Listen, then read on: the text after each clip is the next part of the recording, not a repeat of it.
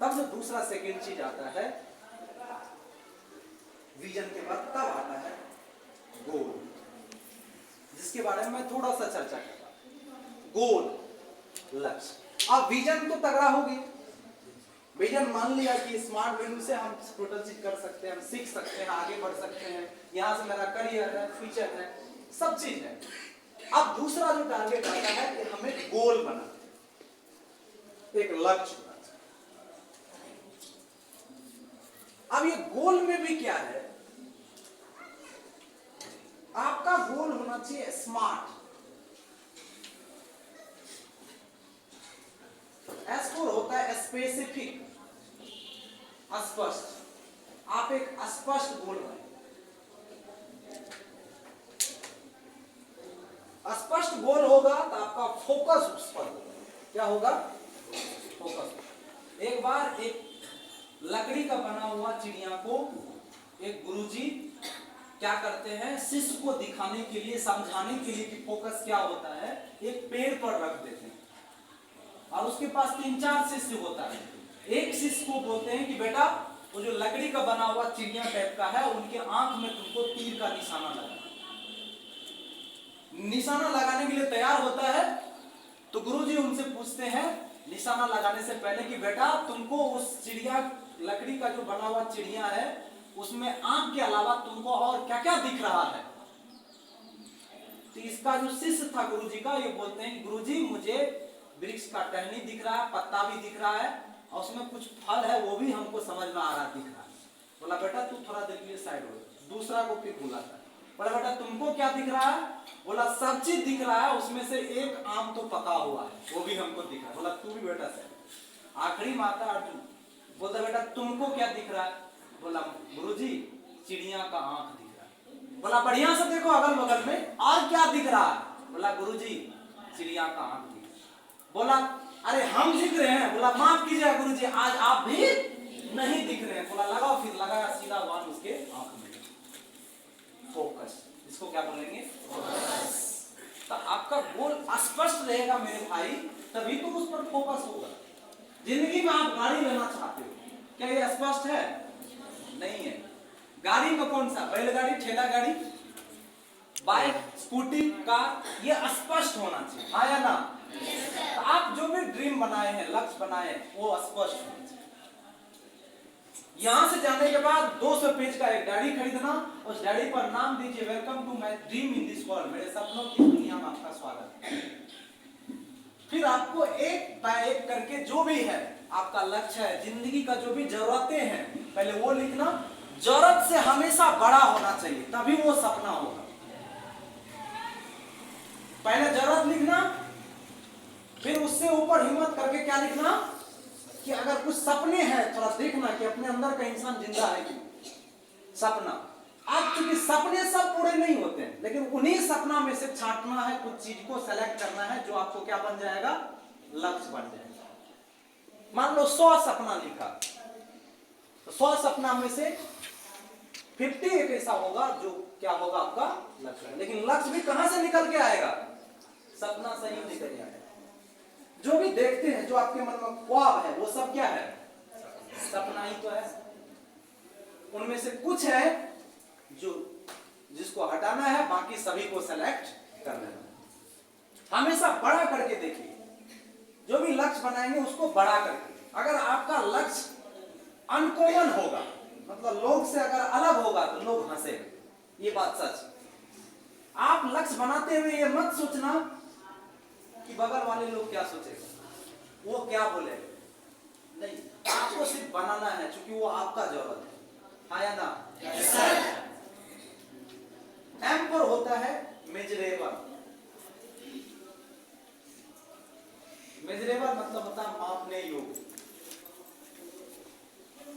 ऐसा सपना बनाना है, ऐसा लक्ष्य बनाना जिसको हम माप सकते हैं, मेजरमेंट कर सकते हैं। किस चीज से? समय के पैरामीटर पे और रुपया के पैरामीटर से। जैसे मुझे कार लेना है, तो कार को हम कौन चीज से माप सकते हैं? रुपया से, कितना में होगा। लेकिन ऐश्वर्या ऐसे शादी करना, यहाँ पर रुपया का कनेक्शन है, तो रुपया का कनेक्शन नहीं है तो फिर वो रुपया कमाने के लिए काम करना पड़ेगा, काम का भी कनेक्शन होगा। मतलब आपका लक्ष्य का कनेक्शन कहीं ना कहीं किससे होना चाहिए? काम से होना चाहिए, तभी तो आप काम करेंगे। आया ना? हेलो, समझ रहे हैं? फिर ए से होता है अचीवेबल। आपका जो लक्ष्य होना चाहिए वो पाने योग्य होना चाहिए, जिसको हम पा सकते हैं। ये मत सोचना कि चंद्रमा पर 8 मंजिल का घर बनाना है, पहले ये सोचो कि धरती पर कैसे बने, जो अचीव करने योग्य। अगर आपका वेट है 60 केजी, आप उस वजन कम करना चाहते हैं, आप अगर लक्ष्य बना रहे हैं कि मुझे 20 केजी वजन कम करना है, तो क्या वो पाने योग्य है? नहीं। 1 केजी कम करो, 2 केजी कम करो, हाँ या ना? हर चीज का एक प्रोसेस होता है। तो आप जो लक्ष्य बनाएंगे, आप डायरेक्ट सोच लेंगे मुझे ट्रेन खरीदना है, मुझे हेलीकॉप्टर खरीदना है, 10 करोड़ चाहिए, होगा? मेरे भाई, छलांग लगा करके कभी ऊपर मंजिल पे नहीं चढ़ा जाता, समझे कि नहीं? क्योंकि लिफ्ट में और जिंदगी के लिफ्ट में अंतर होता है। लिफ्ट में तो आप डायरेक्ट ऊपर जा सकते हैं, लेकिन जिंदगी में ऊपर जाने के लिए सीढ़ी का ही सहारा लेना पड़ता है, स्टेप बाय स्टेप ही आगे उठना होता है, समझे कि नहीं? आपसे होता है रियलिस्टिक, वास्तविक। आपका लक्ष्य क्या होना चाहिए? वास्तविक होना चाहिए, रियल, आपके अंतरात्मा में। आपका सपना क्या होना चाहिए? वास्तविक होना चाहिए कि नहीं, मेरा ये ड्रीम है, मेरा ये लक्ष्य है, इनको तो मेरे को पूरा करना हर हाल में है। वो अंदर से, वो अंतरात्मा से वो आवाज निकलना चाहिए। और ये तब होएगा, रियलिस्टिक आपका लक्ष्य तब होता है जब आपका बिलीफ सिस्टम यानी बिलीफ फैक्टर स्ट्रॉन्ग है। कौन सा फैक्टर स्ट्रॉन्ग है? विश्वास है कि सही में मेरा एक दिन होगा। माता सबरी का तो आप नाम सुने हो ना? क्या बोलती? मेरा राम एक दिन, एक दिन, एक दिन। उसका विश्वास इतना था कि जिंदगी के आखिरी मुकाम पर भगवान श्री राम को आना ही पड़ा। आया ना? लेकिन वो आता तब फूल बिछाता, ऐसा नहीं हुआ। आएंगे इस उम्मीद में, जिस दिन से संकल्प लिया उसी दिन से वो फूल, मेरा ये लक्ष्य पूरा होएगा। कुछ लोग सोचते होगा तब देखा जाएगा, नहीं, वो करने के लिए आज से ही आपको काम करना पड़ेगा, आज से ही आपको उतरना पड़ेगा। हेलो, समझ रहे हो? इसके लिए कौन सा फैक्टर स्ट्रॉन्ग होना चाहिए? बिलीफ फैक्टर इतना बड़ा चीज होता है जो कि इंसान को जीरो से हीरो बना देता है, अर्थ से फर्श पे भी ला देता है। हम एक वीडियो भी बनाए थे कल, शॉर्ट का, हम 2 मिनट बना लेते, उसमें हम शॉर्ट में बताए बिलीफ फैक्टर बहुत बड़ा चीज होता है। एक हाथी को भी महावत कैसे कंट्रोल करते हैं? जब छोटा होता है तो उसको कड़ी से बांधा जाता है, उस समय वो तोड़ने की कोशिश करता है लेकिन तोड़ नहीं पाता है।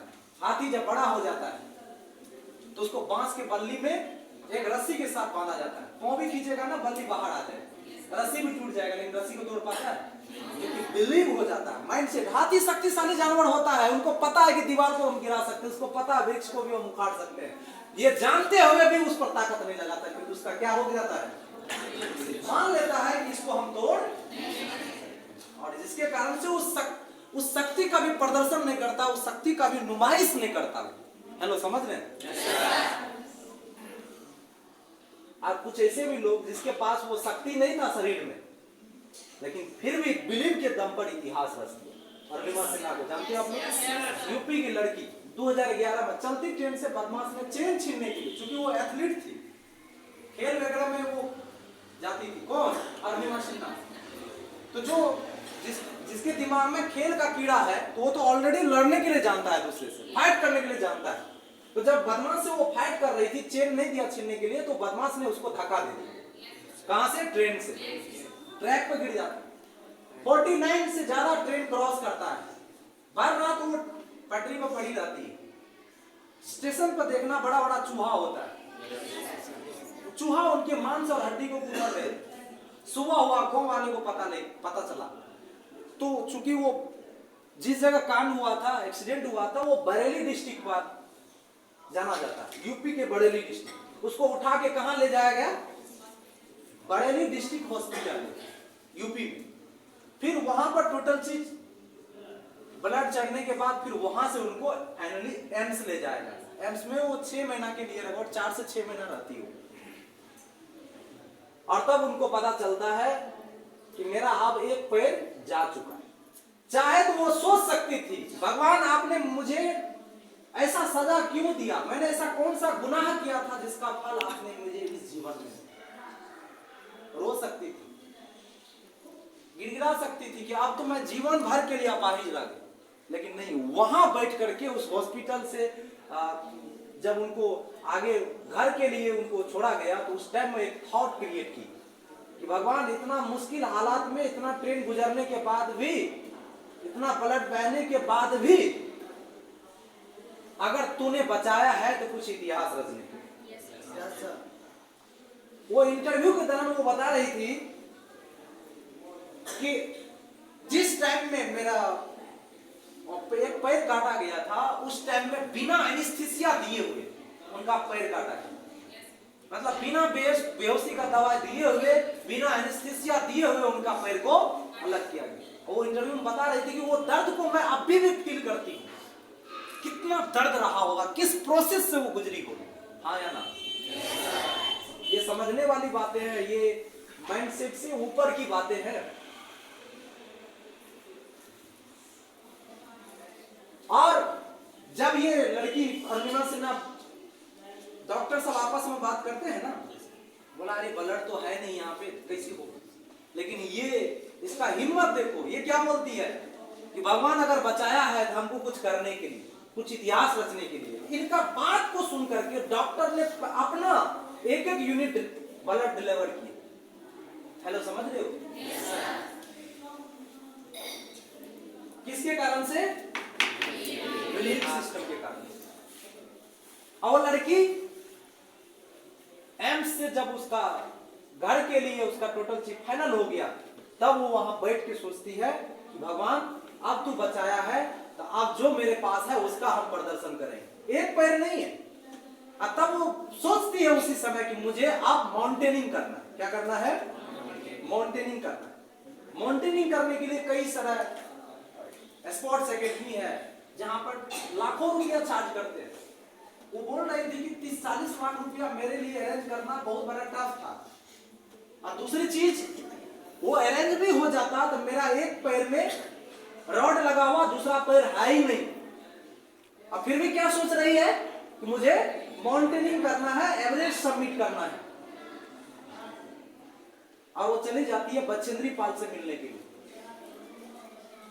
बचेंद्री पाल उसके सिचुएशन को देख करके बोलती कि तू इस स्थिति में आई हो जबकि तुम्हारा एक पैर में रॉड है और दूसरा पैर नहीं है। अरे तू इस स्थिति में आई हो और तब हमारे पास में आई हो और ये सोच करके कि मुझे एवरेस्ट क्लाइंब करना है। अरे तू तो एवरेस्ट क्लाइंब कर चुकी हो। सोचिए, उन पर अरुणिमा सिन्हा का हालत देख करके कोई विश्वास नहीं किया कि एवरेस्ट क्लाइंब कर सकती है। लेकिन जो एवरेस्ट क्लाइंब कराने वाली जो ट्रेनर था, वो ट्रेनर उनको क्या बोलते हैं कि तू तो कर चुकी है।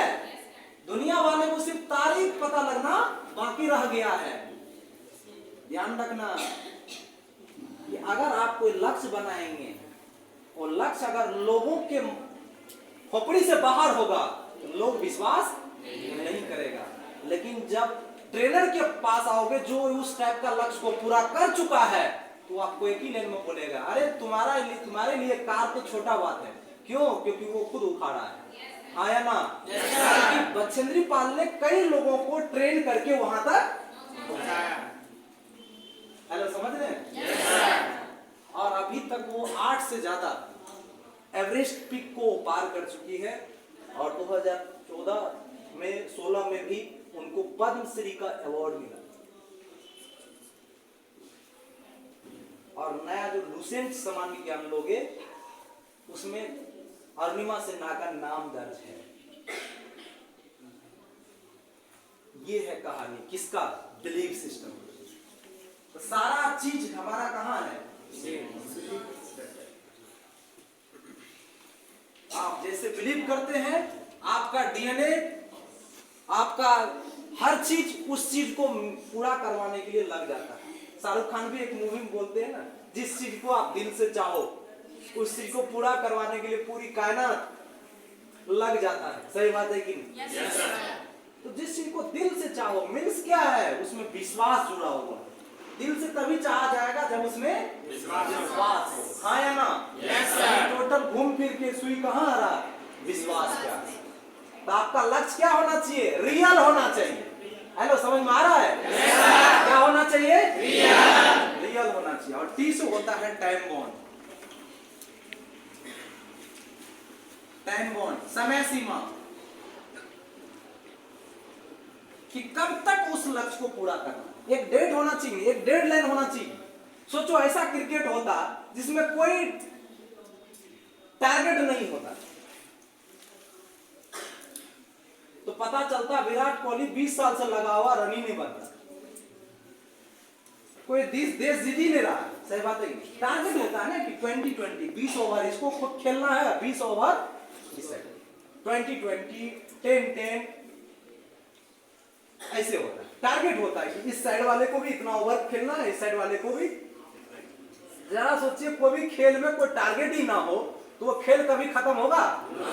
शुरू तो हो जाएगा लेकिन खत्म नहीं होगा, रिजल्ट ही नहीं मिले। तो मेरे भाई, आप जो भी लक्ष्य बनाए हैं उसको कब पूरा करना चाहते हैं वो आप लिखिए।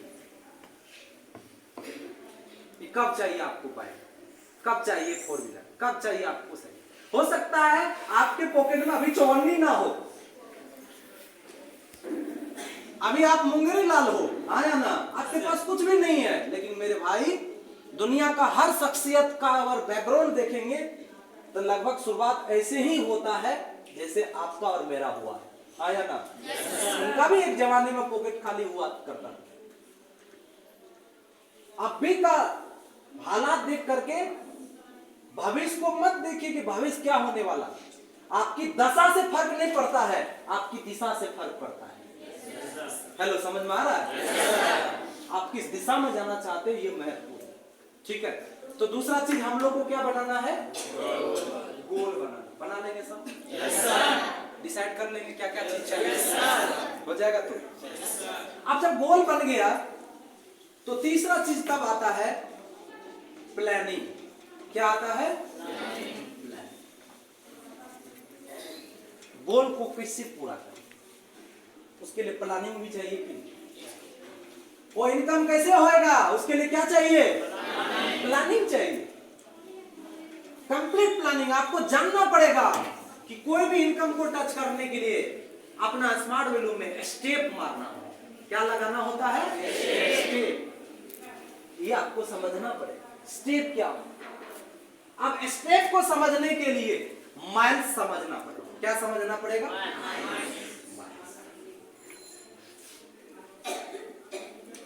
माइल्स को समझने के लिए कोर्स को समझना पड़ेगा, प्रोडक्ट को समझना पड़ेगा। अपने पास कौन कौन कोर्स है? एक स्मार्ट कॉमर्स है, आईटी स्मार्ट प्लस है,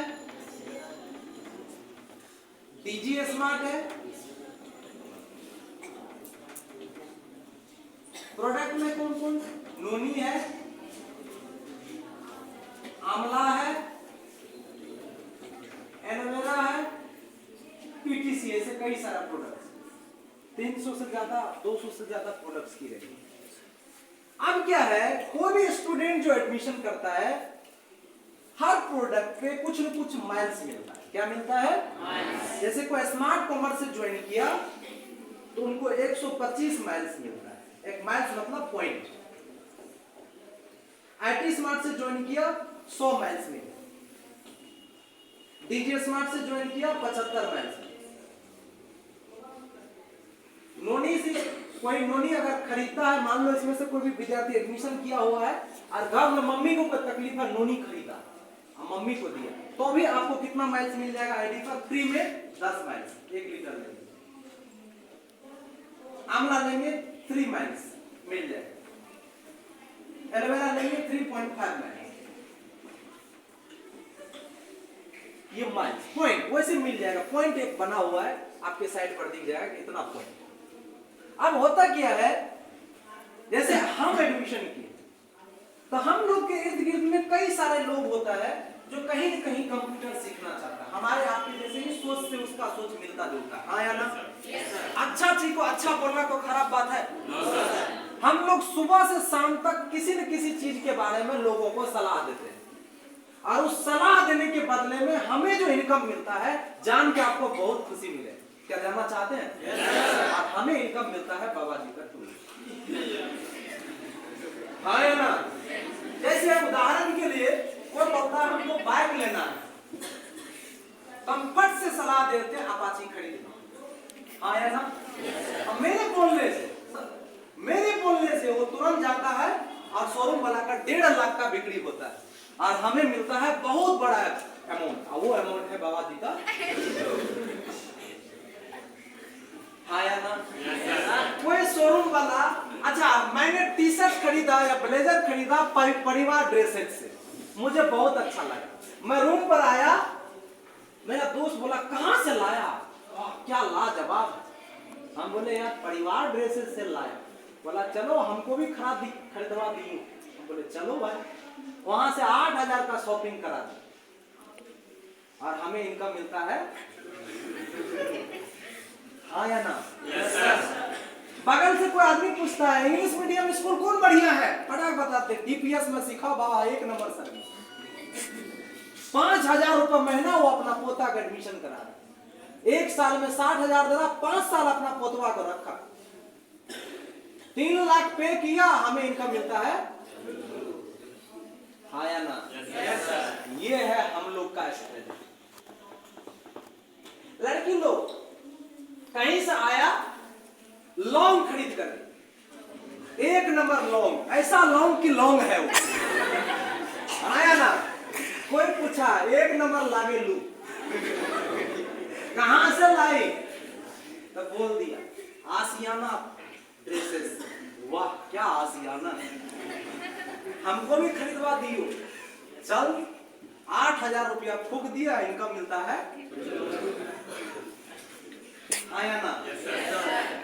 एक सर्वे बताता है कि एक इंसान जब से जन्म लेता है तब से लेकर के अंतिम संस्कार करने तक दुनिया वालों का 5 करोड़ का वो मार्केटिंग करा के जाता है, कितना का? 5 करोड़, और बदले में समझे कि नहीं? और उसको इंग्लिश में बोला जाता है हिडन मार्केटिंग। क्या बोला जाता है? हम मार्केटिंग कर रहे हैं लेकिन हिडन, वो छुपा हुआ। क्या है? छुपा हुआ। ऐसा होता है कि नहीं? अगर यही हिडन मार्केटिंग, एक तो ये हो गया, दूसरा एक होता है जो आप किसी न किसी चीज का आप मार्केटिंग आप करते हैं अमेज़न के माध्यम से, फ्लिपकार्ट के माध्यम से, हाँ या ना? प्रोडक्ट पसंद आया फ्लिपकार्ट से, चलो ले लो, अमेज़न से ले लो। क्या अमेज़न कंपनी अपना वो प्रोडक्ट बनाती है? ध्यान से समझना, बहुत पॉइंट का बात है कि अमेज़न कंपनी ने क्या किया, एक वेबसाइट क्रिएट किया, ई कॉमर्स का। वेबसाइट पर कई सारे प्रोडक्ट का रेंज लटका दिया, मतलब डिजाइनिंग करके, मेरे शब्द पर नहीं जाना, भाव को पकड़ना, लगा दिया। अब कोई आदमी है लल्लू लाल नाम का, वो उस वेबसाइट को विजिट किया कि मुझे एक टाई चाहिए, कितना का जी? 250 रुपया। वो टाई कौन बनाती है? तो XYZ कंपनी। ऑर्डर आपने कर लिया, ऑर्डर कर लिया तो आप पर मैसेज भी आ गया कि आपका ट्रांजैक्शन हो गया, सब चीज, आपसे पेमेंट मिल गया उनको, क्योंकि कई सारे प्रोडक्ट में एडवांस में ही पेमेंट करना पड़ता है और कुछ में कैश ऑन डिलीवरी होता है। अब क्या है, अमेज़न कंपनी वेयर हाउस भेजती है, वो लिस्ट जो वेबसाइट में लगाया हुआ था उसका एक वेयर हाउस होता है, वेयर हाउस जिसमें वो प्रोडक्ट लगे हुए रहते, उसको भेजा। वो प्रोडक्ट किसी और कंपनी भेजता है कि आपसे हमको प्रोडक्ट चाहिए,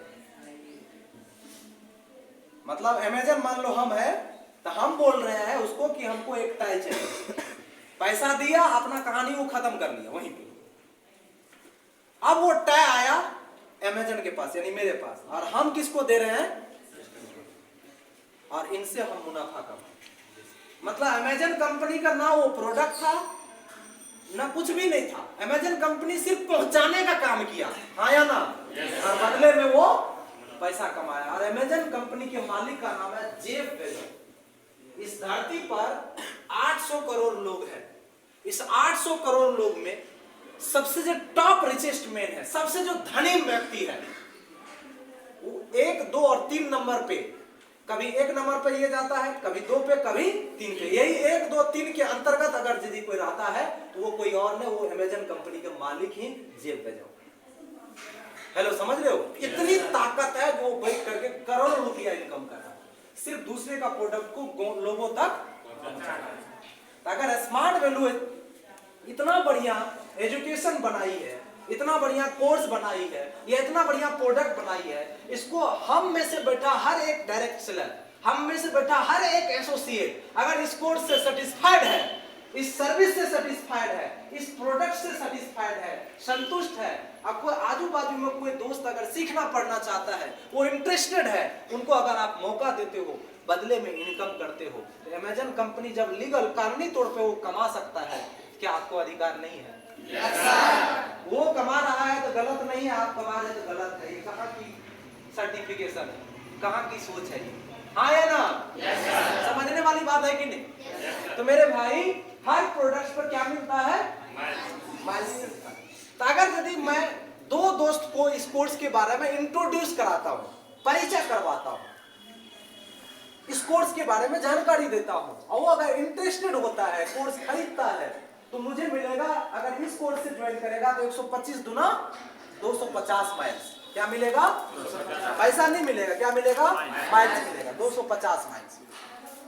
अगर यदि 3 दोस्त को मैं मौका देता हूँ और इस कोर्स से आता है, तो कितना मुझे मिलेगा? 300 माइल्स। तो संस्था का जो पहला चेक इशू होता है वो 300 माइल्स पे। कितना माइल्स पे? 300 माइल्स। इसमें क्या होता है, कई स्टूडेंट, चूंकि बैंडिंग प्लान है तो कई स्टूडेंट को यहाँ पर सपोर्ट मिल जाता है। सपोर्ट क्या मिल जाता है कि उसका कोई न कोई सीनियर भी काम करता है तो 100 माइल सीनियरों सपोर्ट कर देता है, या ऑटोमेटिक उसके कोई न कोई लेग में, कोई न कोई डायरेक्शन में उसका 1-2 माइल्स, 100-200 माइल्स हो जाता है। तो स्टूडेंट अगर 100 भी माइल्स पूरा करता है तो कई सारे केस में 100 माइल्स में भी उसको चेक मिल जाता है, कई केस में 200 माइल्स में भी चेक मिल जाता है, या 300 माइल्स पे तो ऑलरेडी है, चाहे कोई करे। समझ में आ रहा ना? अगर यदि 900 माइल्स हो जाता है टोटल, कितना माइल्स? तो वो कहलाता है एक स्टेप। कितना स्टेप? एक स्टेप। और आपका जो टोटल चेक अमाउंट बनेगा वो मिलेगा 4500 रुपया। फर्स्ट चेक बनेगा 4800 रुपया का, लेकिन टीडीएस टैक्स कटते हुए आपको 4700 आएगा। अगर वन टाइम 900 माइल्स आपका फाइनल होता है, मैचिंग होता है, तो आपके अकाउंट में कितना आ जाएगा कटपुट करके? 4500।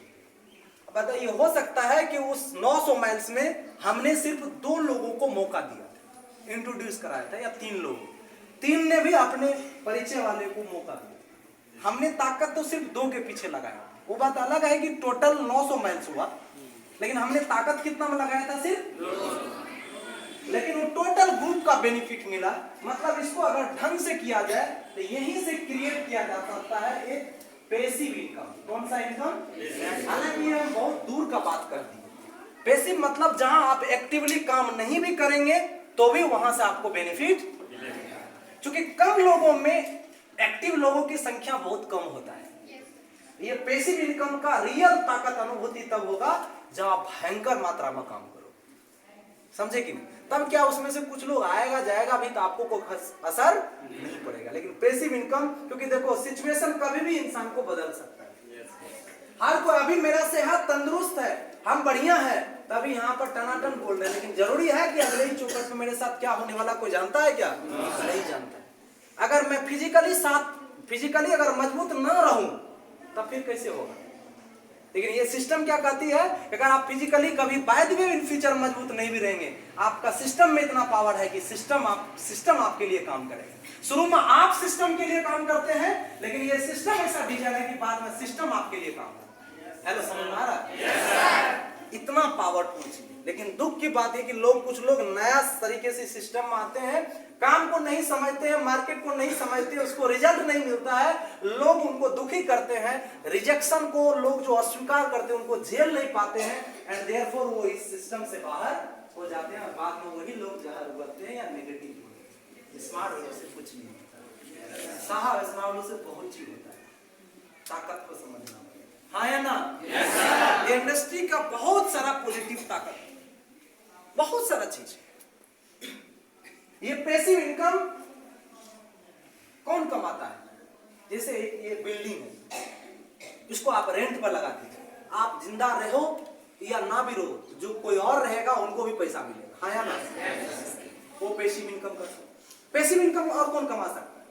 जो बहुत बड़ा प्रॉपर्टी डीलर है वो कमा सकता है।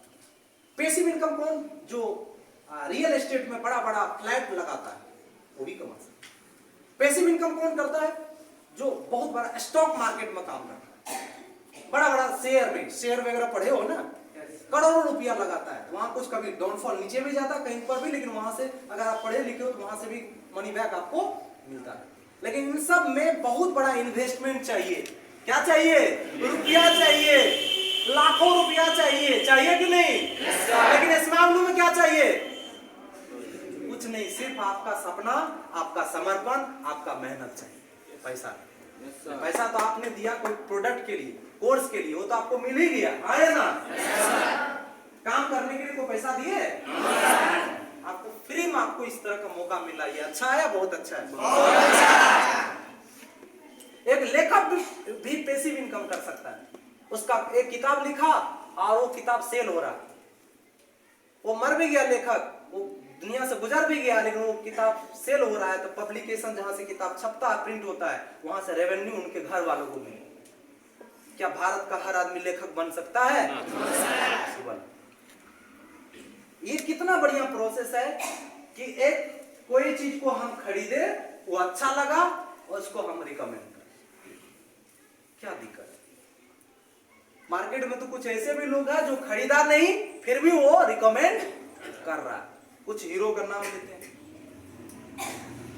Shahrukh Khan fair and handsome का प्रचार करते हैं, लगाइए और हैंडसम बनिए। मैंने भैंस को 4 साल तक लगाया, अभी तक काटी, आया ना? सलमान खान वो प्रचार करते हैं रिलैक्सो चप्पल का, पता है कैसे? एक आदमी गिर रहा होता है पहाड़ से, और जब कोई गिरता है तो हम लोग क्या करेंगे? रस्सी पकड़ाएंगे। सलमान खान ऐसे करके चप्पल पकड़ा, आप बोलते माँ कसम मैं रिलैक्सो पहनता, क्योंकि वो बोलने के लिए उनको कंपनी से करोड़ों रुपया मिलता। ये होता है एडवर्टाइजमेंट, प्रचार, आया ना? कई सारा कंपनी जो प्रचार के ऊपर करोड़ों रुपया खर्च करती है, अपना स्माउलू 1 रुपया भी खर्च नहीं करती। सोचती है कि जो एडवर्टाइजमेंट में प्रचार में हम खर्चा करेंगे उससे बढ़िया हम अपना स्टूडेंट के बीच में डिस्ट्रीब्यूट कर देंगे। क्या ये गलत है? इसको समझने वाली कॉन्सेप्ट को देखो, विजन को जब समझ लेंगे ना, आप कभी जिंदगी में कभी नेगेटिव नहीं हो। ये समझने वाली बात है। शत्रुघ्न सिन्हा का बेटी टूथपेस्ट का प्रचार कर रही, क्या बोल के? क्या आपके टूथपेस्ट में नमक है? नहीं है, ये लीजिए कोलगेट, इसमें नमक भी। अभी तो प्रचार नया अभी आ गया है, अभी बोलती क्या आपके टूथपेस्ट में नमक के साथ नींबू है? नहीं है, ये लीजिए कोलगेट। आप बोलो रोड पर जाकर के क्या आपके टूथपेस्ट में नमक है? नहीं, तो ये लीजिए 1 कटोत नमक। कोई नहीं पूछने वाला, लेकिन उसको लोग पूछेगा, उसको कंपनी वाला करोड़ों रुपया देता है कि नहीं? ये होता है भाई एडवर्टाइजमेंट। हर कोई कमा रहा है एडिंग से। फेसबुक कंपनी का मालिक मार्क जुकरबर्ग, आप आज के समय में यूट्यूब भी चला रहे हो, कोई वीडियो देख रहे हो, तो कोई भी वीडियो प्ले करेंगे तो मुझे लग रहा है कि जब आप खुद देखते होंगे, इस चीज को जान रहे होंगे कि बिना एड आए हुए चल नहीं सकता, कोई प्रचार आता ही आता है। तो इसमें कितना लोग इन्वॉल्व है? जो प्रचार करा रहा है वो भी इन्वॉल्व है, जो प्रचार कर रहा है यूट्यूब वो भी इन्वॉल्व है, और जिसका यूट्यूब चैनल है यानी उसको क्रिएटर बोला जाता है, यूट्यूबर बोला जाता है, वो भी इन्वॉल्व है, उनको भी आमदनी हो रहा है, हाँ या ना? वहां भी 3 आदमी है कि नहीं? वहां भी वो कमीशन को, इनकम को डिस्ट्रीब्यूट कर रहा है, बांट रहा है, कुछ क्रिएटर के बीच में, यूट्यूबर के बीच में, कुछ कंपनी को जा रहा है, यूट्यूब कंपनी को, और कुछ जो प्रचार करवा रहा है उससे लिया जा रहा है, उसका भी फायदा हो रहा है, तीनों को फायदा हो रहा है, यूट्यूबर भी कमा रहा है, यूट्यूब कंपनी वाले भी कमा रहे हैं, और जो प्रचार लगाया उसका प्रचार से भी उसका बिक्री बढ़ा होगा तो उनको भी फायदा हो रहा है। हेलो, समझ रहे हो? आप देख रहे कहां की गेम है। फिर भी हमको आपको कोई दर्द नहीं होता है, वहां तकलीफ नहीं होता है, लेकिन स्मार्ट वैल्यू में अगर कोई कोर्स के बारे में बताया, कौन मौका दे दिया तो तकलीफ होता है। यहां पर अगर हम इनकम करने का मौका दे रहे हैं तो तकलीफ। यहां पर लोग को अगर एक कंज्यूमर को भी अगर एक डिस्ट्रीब्यूटर बनने का मौका मिल रहा है, एक बड़ा लीडर बनने का मौका मिल रहा है, तो दिक्कत है इसमें लोगों को। क्यों भाई, इसमें दिक्कत होना चाहिए? ये समझने वाली बात है मेरे भाई। इसलिए यहाँ पर सपोर्ट है। इस तरह से एक स्टेप करते हुए अगर यदि आपका 8 स्टेप होता है तब आप इस संस्था का पहला पिन लेते हो, जिस पिन का नाम है सुपर स्मार्ट। क्या नाम है? Super smart. जो भी देखते होंगे पहला रैंक में आता है, पहली बार सुपर स्मार्ट बोलता है, इसका मतलब उसका कितना स्टेप फाइनल है? मिनिमम फाइनल 8 स्टेप, तब जाके वो सुपर स्मार्ट बने। हेलो, समझ रहे हैं? फिर इसी तरह से आपका पोजीशन बढ़ता है। अब ये 8 स्टेप या 2 डेढ़ की जहां तक बात है, मतलब 200 माइल्स के लिए या 300 माइल्स के लिए 5, 6, 7 लोग को प्रेजेंटेशन में आना जरूरी है। कितना लोगों को? 5, 7 लोग। हमारा प्रोग्राम सुनेगा, अच्छा लगेगा, तभी तो वो सीख के आगे बढ़ना चाहेगा, हाँ या ना? अब 5, 7 लोगों को इस प्रेजेंटेशन में लाने के लिए 10, 12, 13 लोगों को इस चीज के बारे में 2 से 3 मिनट इनवाइट करना पड़ेगा। क्या करना पड़ेगा? जिसके बारे में आपको सीनियर ने ट्रेनिंग दिया होगा, लिस्ट बनाना है। और आप समझ में आया कि नहीं आया? इसलिए लिस्ट बनाना है, इन्विटेशन। इसमें कोई रॉकेट साइंस है? सीखा जा सकता है। कोई भी चीज सीख के नहीं होता है, बट मम्मी के पेट से कोई सीख के नहीं आता है। अमिताभ बच्चन भी फिल्म इंडस्ट्री में अगर उतरा होगा तो पहले कदम रखने से पहले उनके लिए सीखना नया था। जाकिर हुसैन को भी तबला बजाने से पहले उसको तबला बजाना आता नहीं था। जिस दिन वो सीखने के लिए प्रैक्टिस किया हुआ, उस दिन उनके लिए वो नया था, हाँ या ना? हर नई चीज नया अनुभव दे के जाती है, हाँ या ना? जब आप इसमें सीखोगे, कई सारे नया अनुभव को भी आप गेन करने वाले हो, नया अनुभव भी लेने वाले हो, मार्केट से कई सारा चीज सीखने वाले हो, हाँ या ना? आप कर रहे हैं लिस्ट बिल्डिंग या इनवाइट कर रहे हैं लोगों को प्रेजेंटेशन में, मीटिंग्स में या इवेंट्स में बुला रहे हैं, लेकिन वो बुलाने के चक्कर में आपका इनडायरेक्टली क्या क्या चीज मजबूत हो जाता है, जिसके बारे में हम आपको बताना चाहते हैं। ये इनकम तो बाय प्रोडक्टिव है, साइड से आपको जब इतना करेंगे तो आपका आएगा ही आएगा, लेकिन इनके चक्कर में इनके चक्कर में आपका क्या क्या चीज डेवलप होता है। सबसे पहला जो आपका डेवलप होता है वो होता है कम्युनिकेशन। क्या डेवलप होता है? कम्युनिकेशन, यानी बोलने की शैली। इनकम बाद में होएगा, पहले आपका क्या डेवलप हो जाएगा? कम्युनिकेशन, बोलने की शैली। क्योंकि जिंदगी में कभी आपने किसी के सामने में हाथ उठा के उस लेवल से बात नहीं की, और आज आप उतर गए, हाँ या ना? आपके अंदर पहला जो चीज विकसित होगा वो है बोलने की, कम्युनिकेशन। अब मेरा निजी जिंदगी की अगर बात किया जाए तो मेरे लिए बहुत बड़ा चैलेंज था, मेरे लिए बहुत बड़ा ट्रैप था कम्युनिकेशन को सीखना। मैं इसका खुद भोगी हूं। मुझे भी कभी बात करने के लिए, क्योंकि कभी इस इंडस्ट्री में आने से पहले लोगों का इंटरेक्शन मेरे से नहीं हुआ, तो कम्युनिकेशन, ये माहौल में आएंगे, सुनेंगे, देखेंगे, क्योंकि लाइव डेमो है यहाँ। लाइव डेमो अगर यदि लिस्ट करने के लिए, लिस्ट बिल्डिंग करने के लिए नहीं होता, बनाने के लिए नहीं होता है, सीनियर के साथ देखिए वो कैसे बनाते हैं। अगर किसी से बात करने के लिए नहीं आता, इनवाइट करने के लिए नहीं आता, तो आपको जो स्पॉन्सर किया है, आपको जो मौका दिया है, या आपके जो ग्रुप लीडर है, सीनियर है, आप उनसे मिलिए, उनसे पूछिए कैसे इनवाइट करता है, तो वो किसी फेक आपको नहीं देगा, जो ओरिजिनल इनवाइट करता है, वो जो बात करता है, 2 मिनट आप लाइव डेमो देख रहे हो, वो सुनिए, वैसे ही करिए, हो जाएगा। कोई दिक्कत है? हो जाएगा। कम्युनिकेशन पहला चीज। दूसरा चीज ऑब्जेक्शन हैंडलिंग क्वालिटी, आपके अंदर क्या डेवलप हो जाएगा? Objection handling quality. ऑब्जेक्शन मतलब होता है क्वेश्चन को कैसे हैंडल करना है, क्वेश्चन को कैसे टैकल करना है, ये हुनर आपके अंदर आ जाएगा। ये अगर आ जाएगा, जिंदगी में आप कोई भी धंधा करोगे, आपका धंधा कभी मंदा नहीं होगा।